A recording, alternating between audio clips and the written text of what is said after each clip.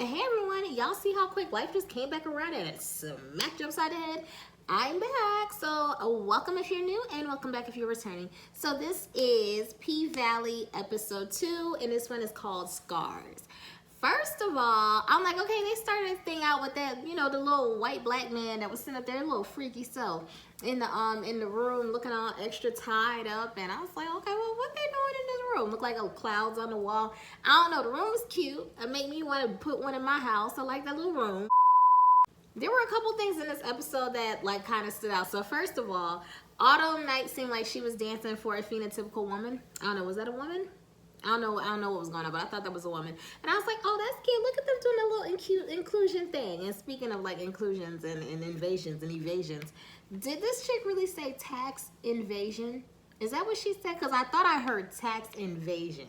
And I was like, I rewinded it and I listened again and I was like, maybe it's just the accent. But I was like, okay, we're going to leave it alone. Moving right along. This is the second episode and I'm like, what is going on with Autumn Night? Like, who is she running from? What is she trying to avoid? What's the deal? Because she's sitting up here asking Uncle Clifford all of these questions about everything that's going on, the little freaky little white black man, but she has no ID. She's being shady. She's got too much going on her plate, but she has all the questions in the world. So I'm like, okay, this is weird. And even Uncle Clifford was like, you ask a whole bunch of questions for somebody who ain't even got credentials. So what's your deal? But I don't know. I'm going to say whoever her husband is, or that man that she was, you know, in the pictures with and the little girl, I think he's looking for her and somehow, or she did something and somehow she's on the run from the law. Because in that flashback, she had like red on her shirt and we're just going to assume what the red is. I don't want to get demonetized, so y'all know what the red was. But, yeah, I'm thinking she's running from something because she did something and then she might be a fugitive or something like that. She's on the run. But whatever it is, she is definitely not trying to let her true identity be known. But then she told old boy that her name was Haley. So I believe that she was telling him the truth.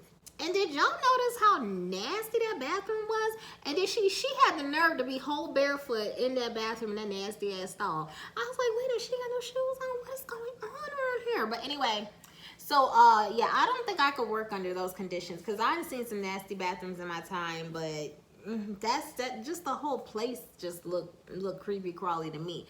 But we had old boy Lil Murda is up there with Uncle Curtis, and like I said, the way my back and my Zoom is set up, yeah, I know what I saw. And yeah, Lil Murda is definitely the bottom. Uncle Curtis is definitely dominating the situation, but what I know he's not dominating is that $55,000 that he owes in back payments on his property on the bank. So to me, I'm looking like $55,000 is not a lot of money. Why couldn't he, if he's running a business, why couldn't he just pay it all off? But I'm just assuming, I mean, as many girls as he has and as much as they're paying him, I'm sure the overhead costs a lot, you know, to keep it up and running. But I'm like, they're not putting it into cleaning up the place. So what is the problem? Why can't he just save up, you know, do half and half or whatever it is? Because 55 is not a lot. But I don't know, here we are. So Mercedes is out running with her cute little doggy. I'm telling you, I love Mercedes' body. Like, her body is everything. She just looks like a real woman to me. But anyway, she's out there jogging with her little dog, and she ran up on old boy. I remember him from being Mary Jane, and he was in a music video, but I can't remember whose music video it was. Was it, maybe Tony Braxton, Just Be a Man About It? No, I think that was before his time. He looked young. I can't remember. Y'all comment down below if y'all remember the music video that man was from. He looked like his name needed to be Titus or Titan or something because he is delicious. Oh, that's a fine man. But anyway, he was working on the car. He came out from underneath the car looking all extra good and was flirting with Mercedes, and then he got the ankle bracelet on. And it seems like I remember him in Being Mary Jane. And I remember him in a music video, and I'm like, is that just the role he plays, like the criminal? Is that just who he is, the dumb jock or the criminal? Because like, here we are again. But anyway, Mercedes goes in the house and she's giving her dog the best of the best. He got his own little chilled water. I thought that was cute. Her mama called on the phone, and her mother was listed by her name.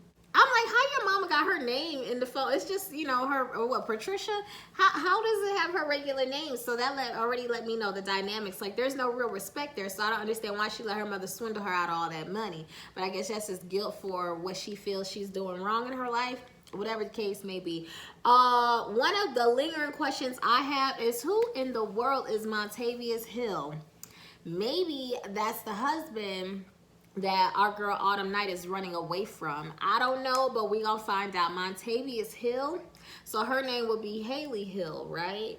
So I guess we just gonna keep following and see what else comes out about this. But she hasn't, listening to the phone conversation, she asked about certain people, but what she did not do is ask about the little girl.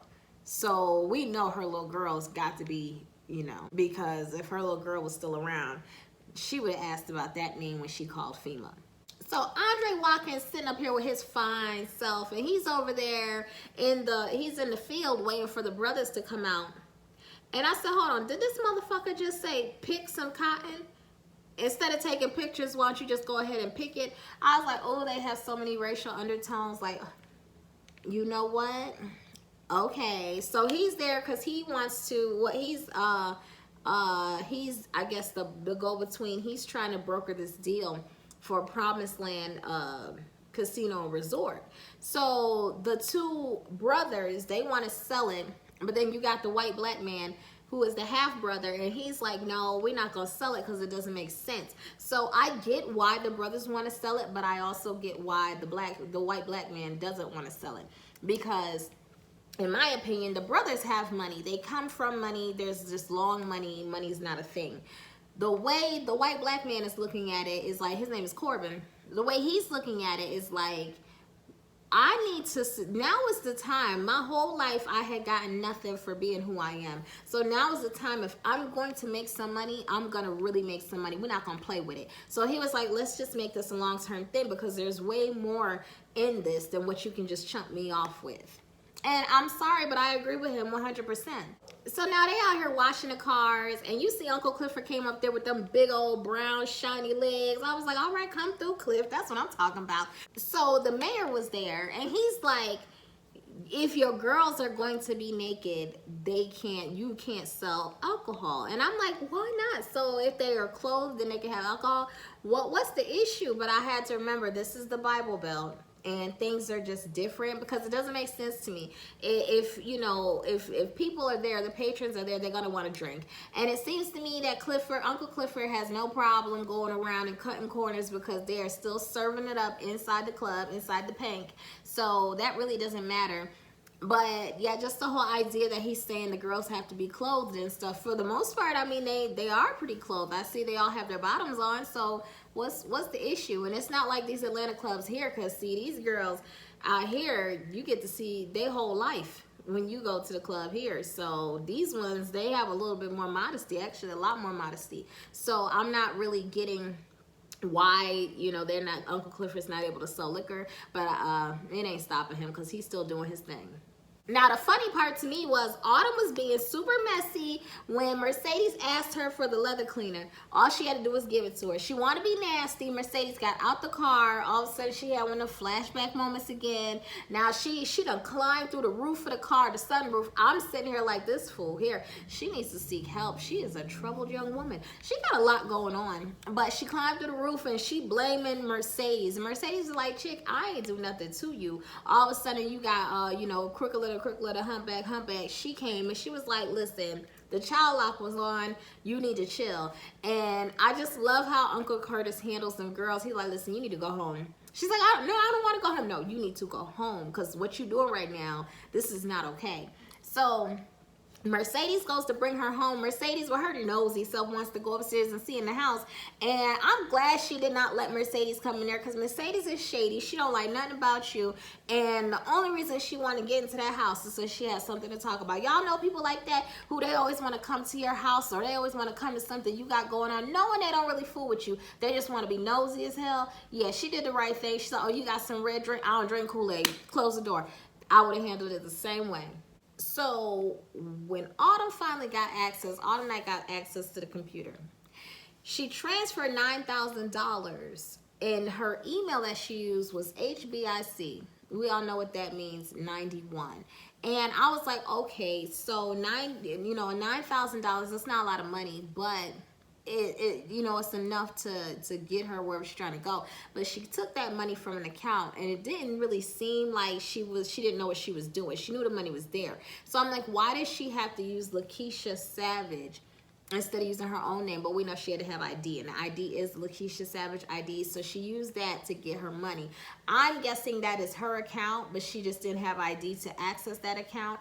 And once again, I think she's on the run. I don't know what she's running from, but she did something. She did something that could probably get her locked up. So that's why she can't use her regular name. Y'all comment down below and let me know what y'all think.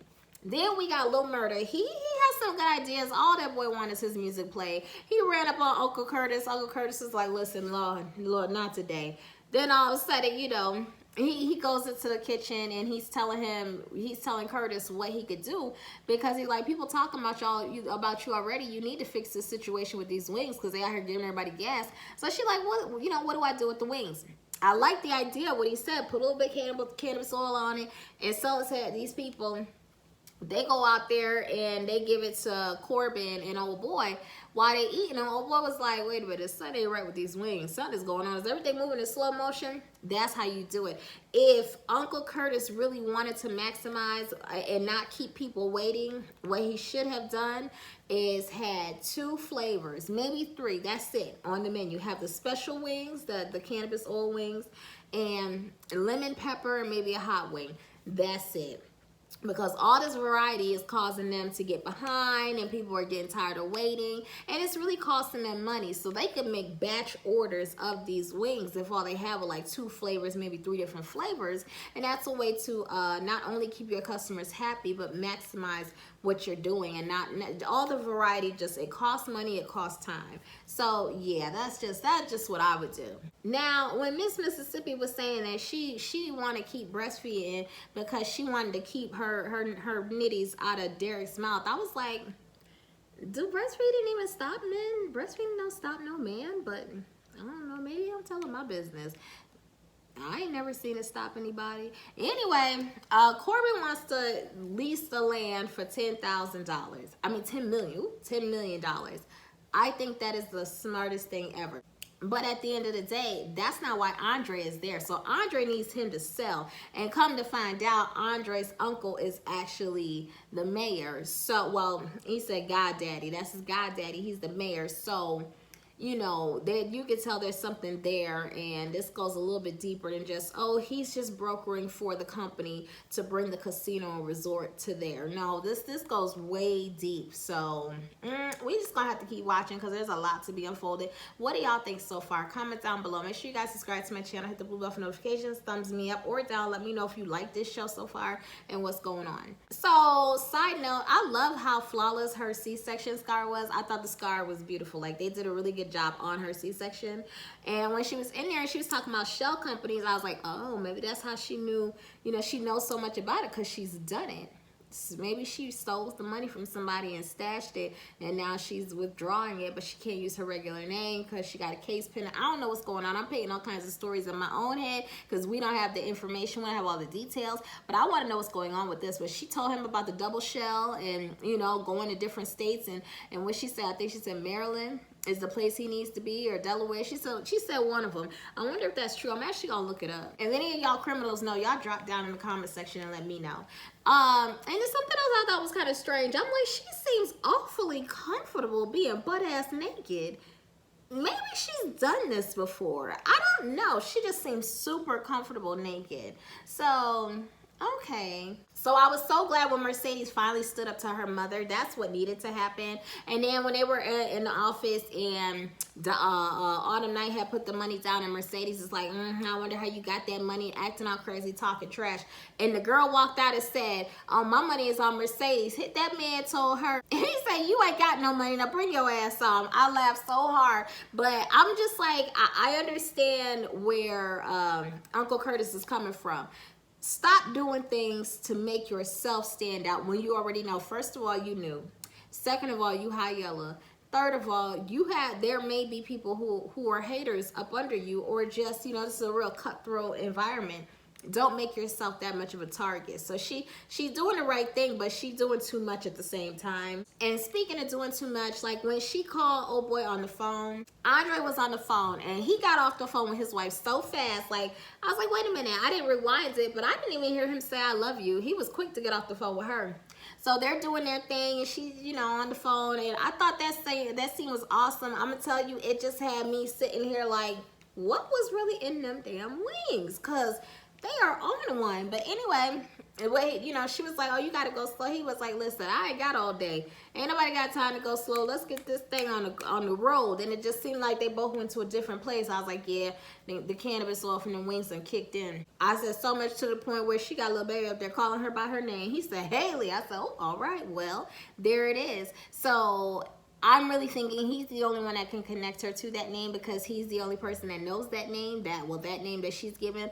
So I don't know, she might have messed up with that one. That one might come back to bite her, but we gonna see. And then Uncle Curtis, to seal it all, when Lil Murda put the music inside of his thing, I was like, what's going on? Uncle Curtis gonna say I ain't that old. I thought for a second, it caught me off guard, like, what did he mean by that? I was like, oh, because he gave him a CD, like, which is pretty much equivalent to a cassette, like, oh, because we old, so we use CDs instead of the little jump drive. Okay, anyway, this episode was funny. I thought it was cool. Y'all comment down below what y'all think, and we about to kick it off with number 3. I'm out.